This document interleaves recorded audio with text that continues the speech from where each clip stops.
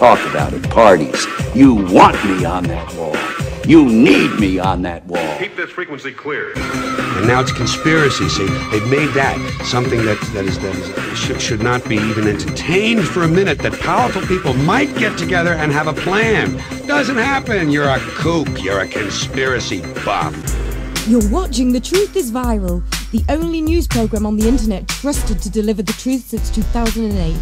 And now, here's your host, Mr. Bobby Powell. Well, welcome back to The Truth is Viral. My name is Bob Powell. It's Friday, the 13th, 2013. 10 o'clock on the East Coast, and it's like 9 degrees outside. I'm glad to be in here with you under these hot studio lights. Tonight is going to be an awesome program. We've got Dr. Jim Garrow tonight, and Dr. Garrow is going to tell us something, pretty doggone terrifying about what recently happened as far as a nuclear false flag. That's right. There are elements within our government that seem to not like us very much. And thanks to the actions of 3 very brave American patriots, we're still alive to talk about it. So that interview is going to come up about a half an hour or so. Right now, I just wanted to, tell you some stuff. Okay. We're in trouble. I've been saying that for a long time. For a long time, hosts in the alternative media have been warning you that a tyranny is descending on this nation. Well, now that conversation has entered the mainstream. Just the other day,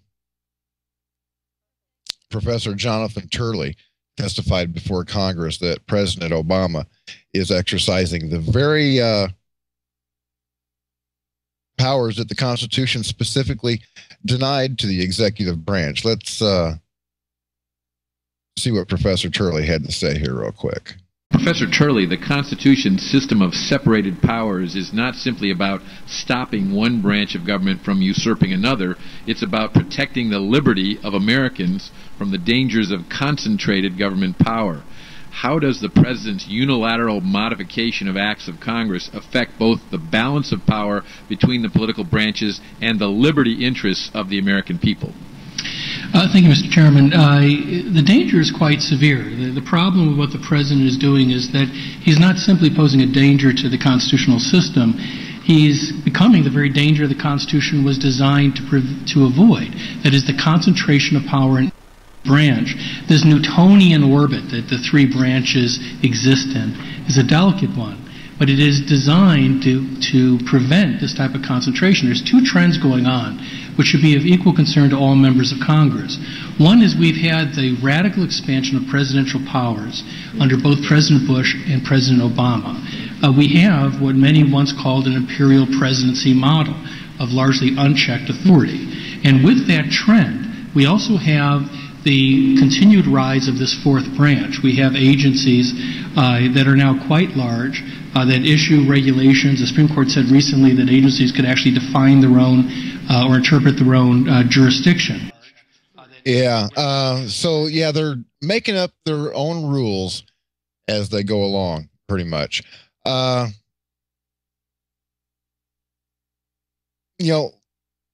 here on The Truth is Viral last year, you heard Nate Wessler from the American Civil Liberties Union talking about how President Obama had murdered, and there's no other word for it.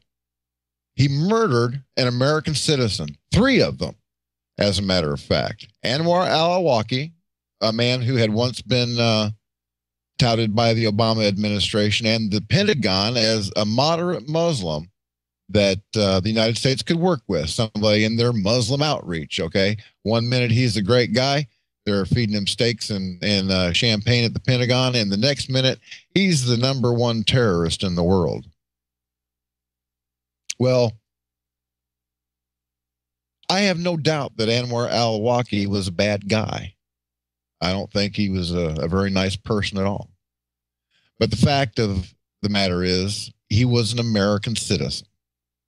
And the Fifth Amendment to the Constitution guarantees every American citizen the right to a trial before they can be summarily executed by the President of the United States. So why don't we go back to that conversation with Nate Wessler and see what he has to say. Remember now, Nate Wessler is the ACLU attorney in charge of targeted assassinations.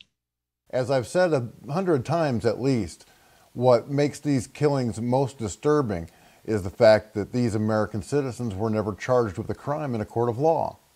Now that's antithetical to everything that this country is supposed to stand for. The founders specifically put in the Bill of Rights, the Fifth Amendment, which states that no person shall be deprived of life, liberty, or property without due process of law. That's very unambiguous language. No person. It doesn't say, maybe this person if we think he's a bad guy. Okay? It just doesn't happen like that. That's not what being an American is supposed to be about. If you're accused of a crime, you get your day in a court of law before the federal government can just snuff out your life. So I asked Nate, was there any good reason why the Obama administration didn't even attempt to take this through the courts? The United States has a fully functioning court system, a court system that is used every day to address serious matters, including allegations of terrorism. So if the government in fact had information that Anwar al-Awlaki was engaged in actual activity that was likely to lead to the deaths of U.S. citizens or others, or that he actually had engaged in that activity, then that should furnish the government with grounds to go to court, seek an indictment, charge him, and proceed to trial. And there are lots of examples in recent years and in the further past of successful prosecutions against people accused of terrorism. And really, without more information from the government, it's impossible to know what kind of evidence they had. If they had to go to court, they would have to produce evidence to the judge or the jury, prove their case, and then a verdict would be issued. Here, the government, the president, and those working for him seem to have taken on the duty of judge, jury, and executioner all by themselves. And without more information about the evidence they had, it's impossible to assess whether it was legal. So yeah, taking on judge, jury, and execution, taking on the duties of judge, jury, and executioner all by themselves. That's not very good. I don't like that. Especially when I could be targeted for assassination because, geez, it doesn't seem to take a whole lot to get on the terrorist watch list these days. I'm sure I'm on at least half a dozen, or maybe the same one half a dozen times. Okay, now, since he took office, Barack Obama has ruled by executive order. Any legislation, particularly Obamacare, has been shoved down the throats of the American people without any honest debate whatsoever. An administration that promised to be the most transparent in history is instead based on nothing but lies. I think that's what I dislike most about Barack Obama. It's that I can't believe a single word that comes out of his mouth. How can you have an honest debate or move the country forward when you're dealing with an unrepentant liar? Barack Obama and his goons have been lying to us constantly, and when they get caught, they just blow it off like it doesn't matter. And people in Congress, like John Boehner, do not have the balls to hold their feet to the fire. Eric Holder is still in contempt of Congress a year after being held that way over Fast and Furious. If either you or I had lied to Congress or not given them information that they required, you better believe that we'd be underneath the jail. But Eric Holder's walking around, big old smile on his face, arrogant prick that he is. He's responsible for the death of a federal agent by the name of Brian Terry. Nobody forget that. Not to mention other American citizens and thousands of Mexican citizens that were killed with the guns that he let go across the border into Mexico. The big lies started with Fast and Furious, right? But they continued through the AP scandal, the IRS targeting the Tea Party, the murder of Ambassador Christopher Stevens during the attack on the CIA outpost in Benghazi, where he was in charge of delivering weapons from Al-Qaeda in Libya to Al-Qaeda in Syria. Another lie. And now PolitiFact has just honored Barack Obama with the Lie of the Year award for the whopper that he told time and time again, if you like your health care plan, you can keep it. Ordinary people are not the only ones that can see how dysfunctional this administration is. During Obama's State of the Union address a couple of years ago, Congressman Joe Wilson from South Carolina stood up while Obama was talking about Obamacare and shouted, "You lie." There are also those who claim that our reform efforts would ensure illegal immigrants. This, too, is false. The reforms I'm proposing would not apply to those who are here illegally. Well, it turns out he was right. And for the longest time, the talking heads on TV refused to even say the word lie or call anybody a liar when it came to the constant deception of the Obama administration. But now it's commonplace. Over 500 sheriffs around the nation have come together under the banner of the Constitutional Sheriffs and Peace Officers Association to tell the Obama administration that they will not enforce any unconstitutional laws. Now, I'm going to play a video clip here from Sheriff Denny Payman of Kentucky. He's a great patriot. Let's see what Sheriff Payman has to say. You know, the job of a sheriff, you know, I'm responsible for the people inside this county. On the outside of this county, they're important to us, but I'm not responsible for them. Their sheriff is going to have to stand up and make his own decision as to what he's going to do for his people. And I looked, you know, I couldn't justify if Obama passes this. It doesn't matter what he passes. The sheriff has more power than the federal people. They need to go back and study that. We're a commonwealth. I can ask the federal people to leave, they have to leave. I can ask state people to leave, they have to leave. You know what I'm saying is this is our home. I'm an elected official, the highest elected official. From this point on, it's appointed by a government, it's appointed by somebody else, but this is the only opportunity that the people have to speak for themselves as to this is what we want. And so I take that very personal. You know, they've entrusted me to make a decision for them. And so it's easy to say, well, Denny, you know, how are you going to, you know, we're going to pull these guns? And I said, you're never going to pull a gun from Jackson County. And he says, well, what do you mean? And I could tell that the guy I was talking to was pretty much, he was a liberal, you know. And so we got to talking, and I explained to him why. And I said, you know, I live in the far end of the county, and I'm responsible for people that are on the other end of the county. Heisel is an area that's, you know, it's real rural. There's not a lot of people around there, but those are our citizens that live there. And I said, you know, it's funny. I said, they call me, you know, early in the morning, hey, look, I've got this. I drive, it takes me an hour, 45 minutes to an hour to get to that location. So what happens when my phone rings? I'm listening to an elderly person scared to death. They say, I'm in Heisel.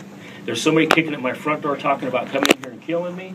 And I say, stay on the phone. I'm coming your way. 45 minutes I get to listen to this guy, right? Would I rather have him have a cell phone in his hand or a firearm in his hand?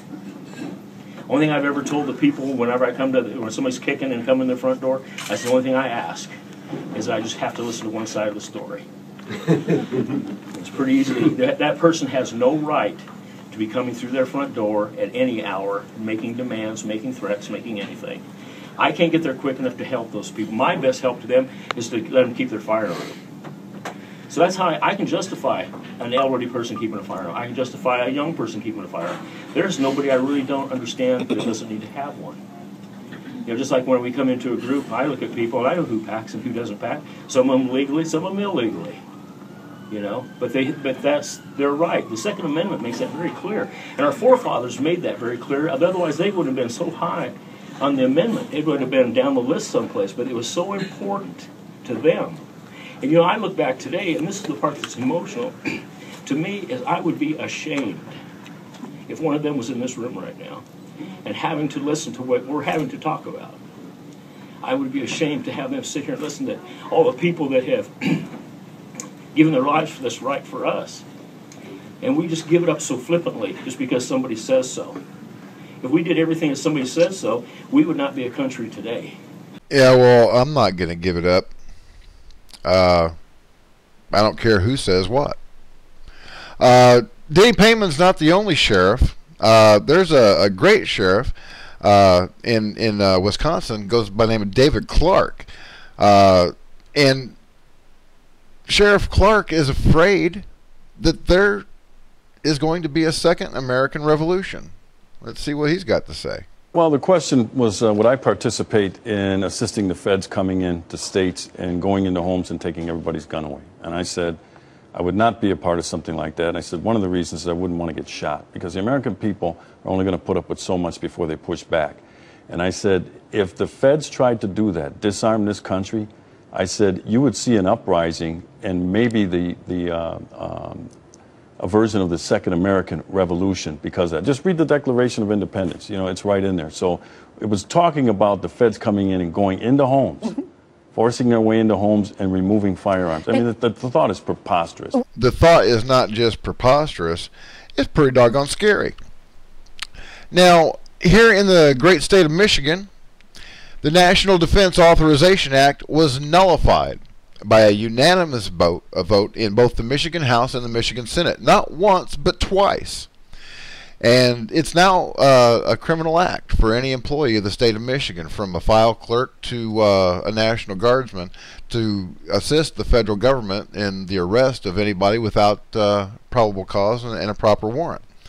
So if the feds think that they're going to come to Michigan and black bag anybody, they got another thing coming.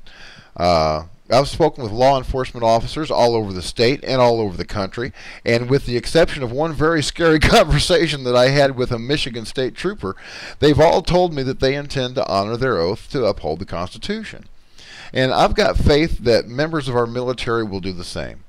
Earlier this year, my guest tonight, Nobel Peace Prize nominee Dr. Jim Garrow, revealed a litmus test that flag and general officers of the United States military must pass if they hope to retain their jobs. And in recent months, that litmus test has gone down the line to include colonels and majors. And according to the most recent reports, over 200 high-ranking officers in the United States military have been canned by Barack Obama.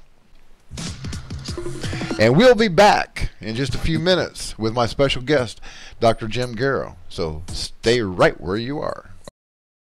Welcome back to The Truth is Viral. It's 10:31 on the East Coast. My name is Bob Powell, and today's special guest is Dr. Jim Garrow.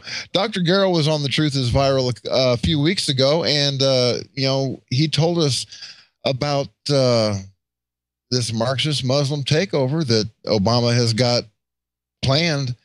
And it's just insane. A few months earlier, he had come out with information about this litmus test, about this basically it's a litmus test, that a loyalty test, where Obama calls these flag and staff officers into his office and says, "Are you going to fire on American citizens?" And if they give the wrong answer, well, they're history. Well, here just not too long ago, a series of events took place, and one of them was the moving of nuclear missiles that was reported by Infowars.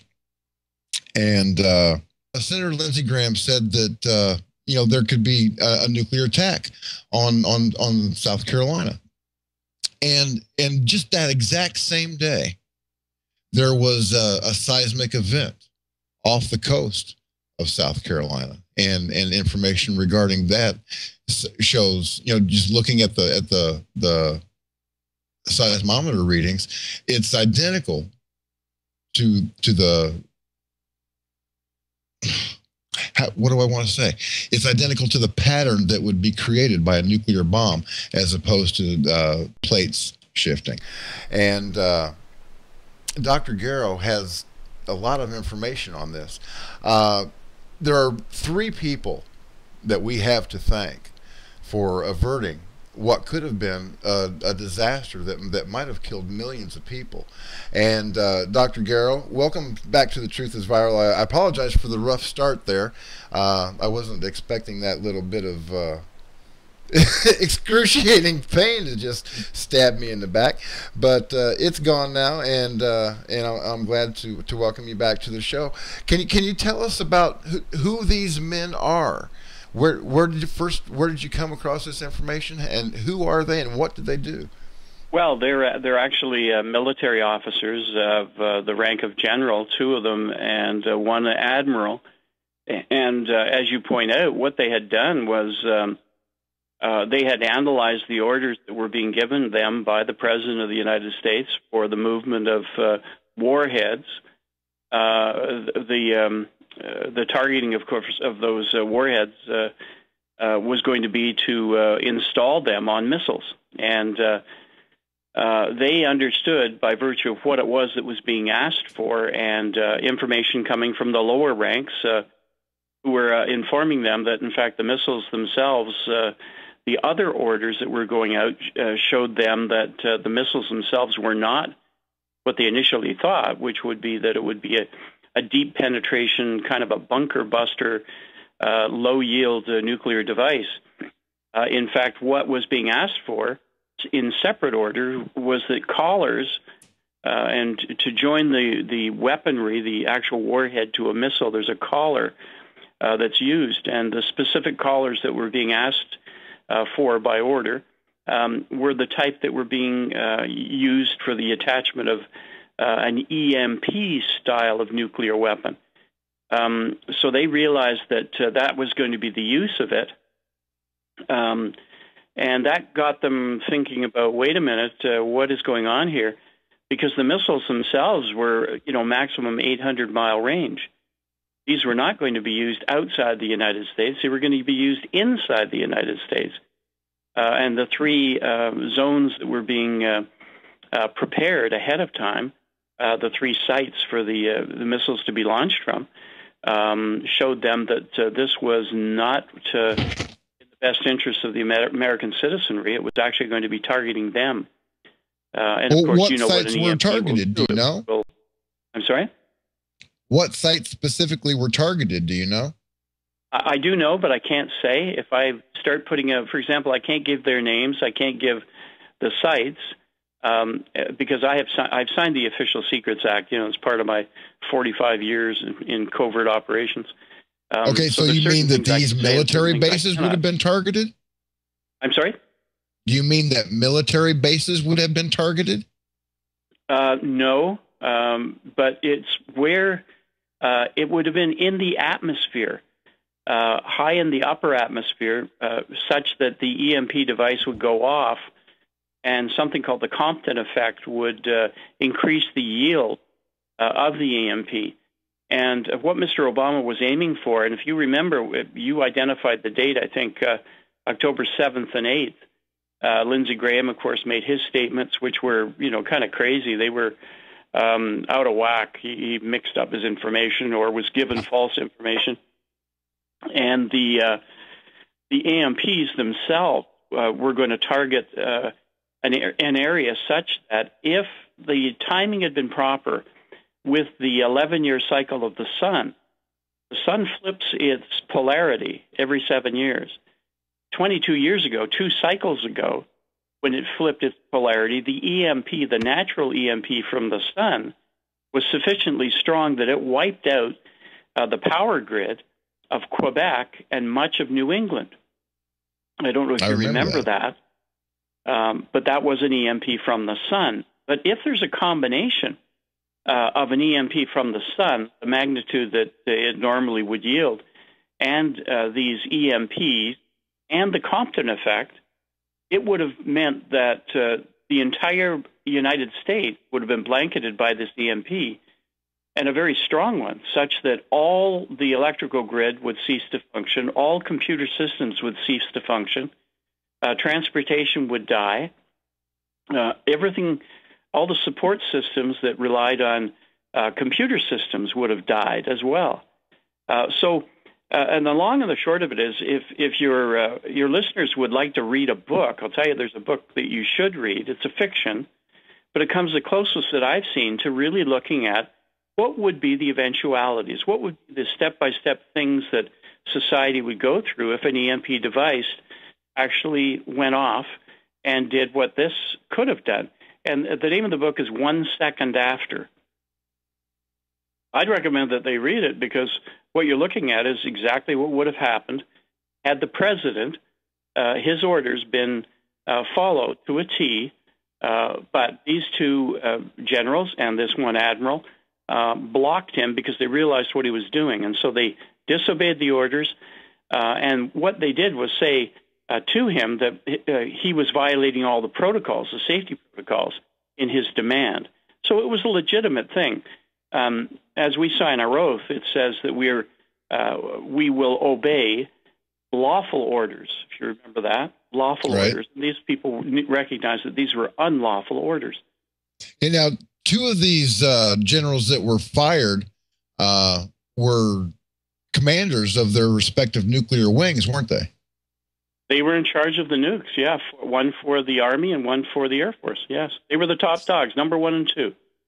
Yeah, so, I've been telling my viewers for a long time that I believe that when the poo hits the rotating blade, that the easiest way for the Antichrist to implement his Agenda 21 depopulation program in the United States is with an electromagnetic pulse.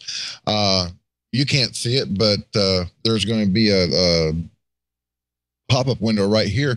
People can watch the episode that I did with Reza Khalili and Dr. Peter Vincent Pry, and they described the effects of an electromagnetic pulse. And the Electromagnetic Pulse Commission, on which both of those men sit, the estimates of the dead in the United States in 1 year range from anywhere from 66% to 90%. So, if they want to kill somebody, the Occam's razor way to do it without destroying infrastructure is to use an electromagnetic pulse. But I've always been under the impression, just my own personal feelings, that this electromagnetic pulse will come about as part of the Gog-Magog war that's brewing right now in Syria. I wasn't expecting something like this to have happened yet. What is it, do you think, Dr. Garrow, that caused Barack Obama to want to, accelerate that timetable? Is he that scared that the military is going to rise up against him? I talked about earlier, there were some generals that told Obama that if he went into Syria with American boots on the ground, that he was going to swing on the end of a rope. So is he that afraid of the United States military? Is he afraid of the American people, that they're going to rise up and take the power back? Yes, there's that. He is afraid, of course. His biggest fear is assassination. He has a morbid fear of that actually happening. And that's why you see, so many being disarmed. Normal troops who would normally be armed, being disarmed anywhere near him. He's afraid of that. He's afraid of the Chinese. He's afraid of the agreements that he's made for turning over of federal lands, the resources on federal lands to China in payment of debt. But he also knows that you got to keep in mind, this is a petulant child. This guy is narcissistic. He is immature. He's undeveloped. He's got a strange psychology at work in him. And he's never had anyone say no to him. And that is the biggest problem, because now when he decides he wants to do something and people stand up and say no, well, what does he do? Well, as you know, he's purging the military. Of course, I warned of that back in January when we broke the news to the world, or to America, that in fact there was this litmus test question, which leads into the whole notion of a purge. And that's where it was going, and we recognized that at that time. But now we've seen it. We've seen it actively happening. So the next thing for him would be to do something catastrophic against America before, as you say, people line up, realize what in the world he is, and take him out. So the plan was that he was going to have these EMP devices, nukes, go off, time it with the sun and its flip of polarity, and wipe out 300 million, like you say, 90% of the population at the upper end, and thereby survive himself, of course, with the leadership and the elite, and take over. Only 30 million left to take over. But all the resources, all the money, all of the properties would be open and available for him to grab. And of course, the people would be dead. That is just insane. That's Isn't some it? kind of evil. It is. It's totally insane. But that's what he was about to do. And, now, we have three gentlemen who are absolute heroes. In my mind, Congressional Medal of Honor is the least we could give them, because they stood up knowing full well that they would be signing off on their careers, but they knew that they would take the bullet, like anyone out in the field would take a bullet. They would take this bullet and stop the madman from doing what he was doing. And, of course, they've had to watch the purge going on of good, solid military men who would have been able, if kept in their positions, to stop Obama. And they're being removed. And the people who are being allowed to stay, of course, are the yes men. They're the ones who will bow the knee to Obama and kiss his butt. Now, here's the other thing that happened. The mention of the nuclear device going off in South Carolina. He was right to a degree to say it, Senator Graham, but, I mean, all the facts were wrong. But what that Navy Admiral did was take that one nuclear device that he had, 560 miles southeast of Charleston, and detonate it in the deep ocean. That was the seismic event, the anomaly that, in fact, was recorded around the world. It was Putin who came out himself and said that America detonated a nuclear device off its coast. He was the one who told the world what had just happened. That's, well, Putin, I don't know what to make of him. I know he's an old KGB hard ass, but, I trust him more than I do Obama. It's really weird because at least I know that he's, when he says something, he's telling the truth. Dr. Garrow, I need to pause this for just a second because I think that I need to reboot my stream. Can you give me just 2 minutes and I mean, you can stay right where you're at. Pete, I will. We'll keep you entertained. I just need to do something at my end, and I will be right back. All right. Welcome back to The Truth is Viral. I'm your host, Bob Powell, and we got that little technical issue fixed. For some reason, I was looking at the stream, and I wasn't moving. Thank goodness it saves on my computer locally at the same time that it saves on live stream. So between the two of them, we'll get this interview completed. So I don't know if they're trying to screw with us or not, because this is really explosive information. We have a president of the United States who constantly lies to the American people. We know that he's a murderer. He killed Anwar al-Awlaki, Samir Khan, and 2 weeks after he killed al-Awlaki, he drone struck his 16-year-old son. That child had never done anything to anybody. None of these men were ever charged with a crime in a court of law. So we know that Barack Obama has no problem killing American citizens.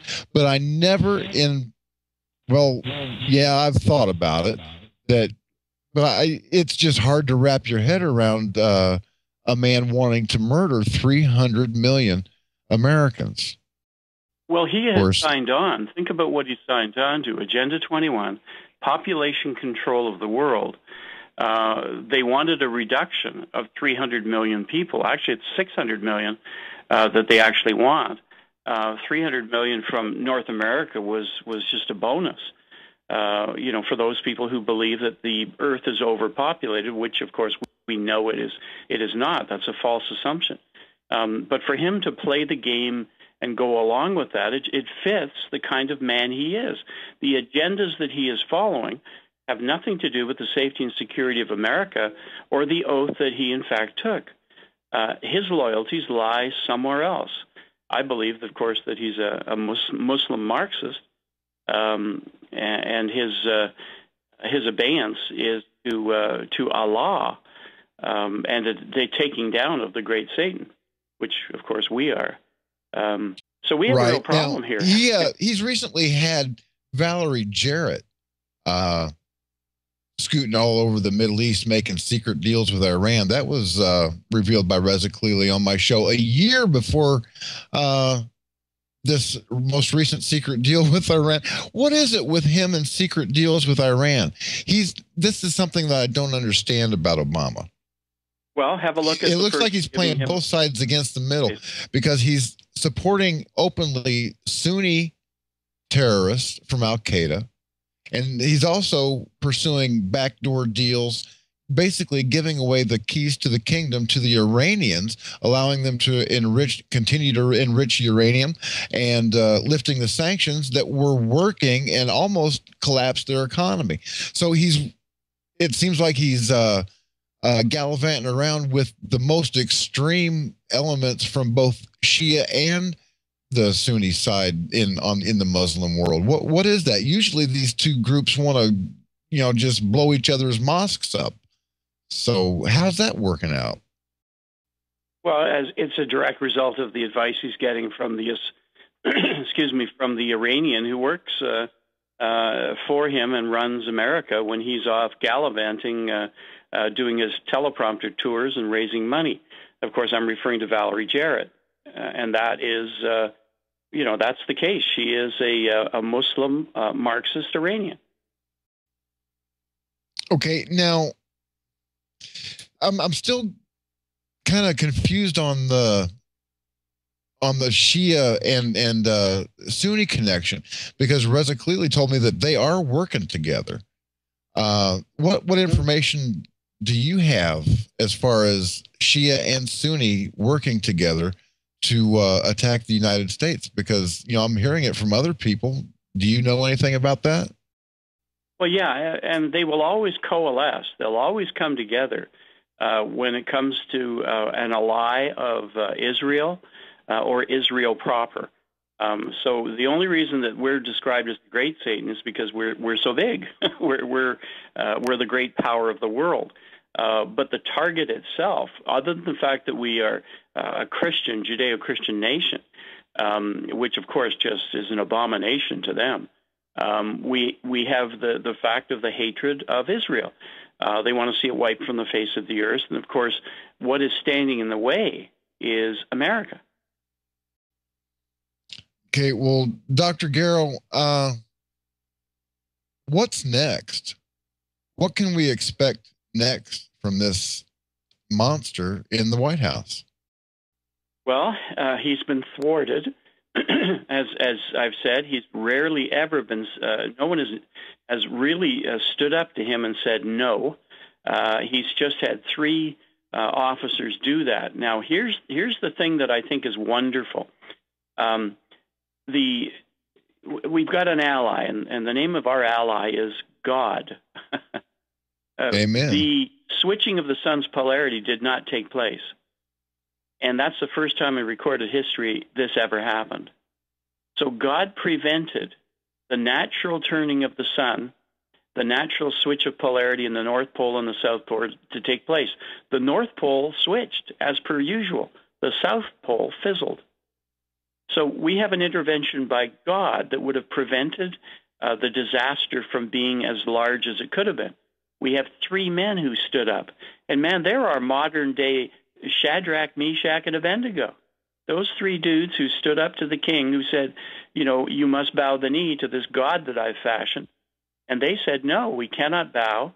We serve the God of Abraham, Isaac, and Jacob, and we will not bow the knee to any other God. And of course, because of his edict, he had to throw them into the fiery furnace, and they survived unscathed and without even a smell of smoke on them.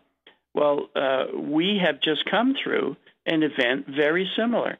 We had 3 men standing up against the power of the world who said to them, do this, move these nukes, and they stood up and said no.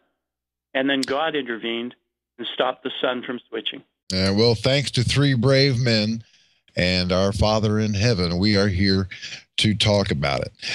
Dr. Jim Garrow, thank you very much for appearing on The Truth is Viral. I look forward to talking with you again very soon, sir.